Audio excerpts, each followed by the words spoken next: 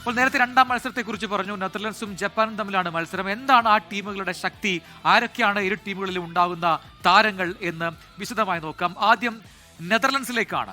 തനത് കേളി ശൈലി കൊണ്ട് ഫുട്ബോൾ ലോകത്തെ അമ്പരപ്പിച്ചവരാണ് നെതർലൻഡ്സ്. കാരണം ഒരുപാട് ആരാധകരുള്ള ഒരു ടീം കൂടിയാണ് നെതർലൻഡ്സ്. ടോട്ടൽ ഫുട്ബോളിന്റെ വക്താക്കൾ എന്നാണ് നെതർലൻഡ്സിനെ കുറിച്ച് പൊതുവിൽ പറയുന്ന ഒരു രീതി.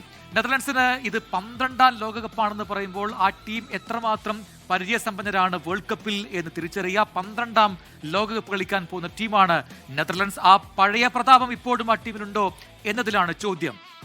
3 തവണ ലോകകപ്പിന്റെ ഫൈനലിൽ എത്തിയിട്ടുണ്ട് ഈ ഡച്ച് പട എന്നുകൂടി പറയുമ്പോൾ അവരുടെ ആ ഏതൊക്കെ സമയങ്ങളിലാണ്, ഏതൊക്കെ വർഷങ്ങളിലാണ് എന്നതുകൂടി ഏറ്റവും പ്രധാനപ്പെട്ടതാണ്.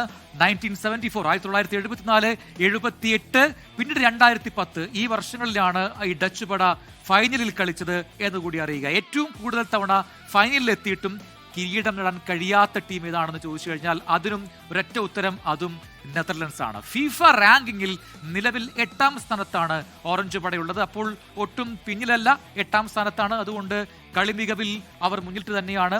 അവർക്ക് അത്രയും പാരമ്പര്യമുണ്ട്, നല്ല മികച്ച താരങ്ങളും ഡച്ച് പടയിലുണ്ട് എന്ന കാര്യം വ്യക്തമാണ്. ഇനി ജപ്പാനിലേക്ക് വന്നു കഴിഞ്ഞാൽ നമ്മുടെ അഭിമാനമാണ്, ഏഷ്യൻ രാജ്യം കൂടിയാണ് ജപ്പാൻ. അതുകൊണ്ട് തന്നെ ജപ്പാൻ എന്താണ് ഇത്തവണ പുറത്തെടുക്കാൻ പോകുന്ന കളി മികവ് എന്ന് കൂടി നമുക്ക് നോക്കാം. 1998 ഫ്രാൻസിൽ അരങ്ങേറ്റം കുറിച്ചത് മുതൽ തുടർച്ചയായി ഫിഫ ലോകകപ്പിൽ മാറ്റുരയ്ക്കുന്ന ഏഷ്യൻ ഫുട്ബോൾ ശക്തികൾ എന്ന വെളിപ്പേര് അത് ജപ്പാനുണ്ട്.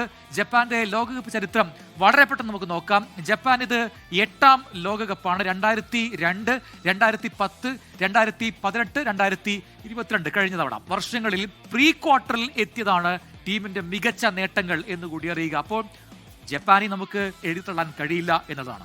ഫിഫ റാങ്കിങ്ങിൽ നിലവിൽ 18ാം സ്ഥാനത്താണ് ജപ്പാൻ. അപ്പോൾ 8ാം സ്ഥാനത്തുള്ള നെതർലൻഡ്സും 18ാം സ്ഥാനത്തുള്ള ജപ്പാനും തമ്മിലാണ് പോരാട്ടമെങ്കിലും ഇരു കൂട്ടരെയും നമുക്കങ്ങനെ ഒഴിവാക്കാൻ കഴിയുകയില്ല. കാരണം കളി മികവിൽ ആരാണ് ഇത്തവണ നന്നായി കളിക്കുന്നത് ആ ടീമായിരിക്കും മുന്നേറുക.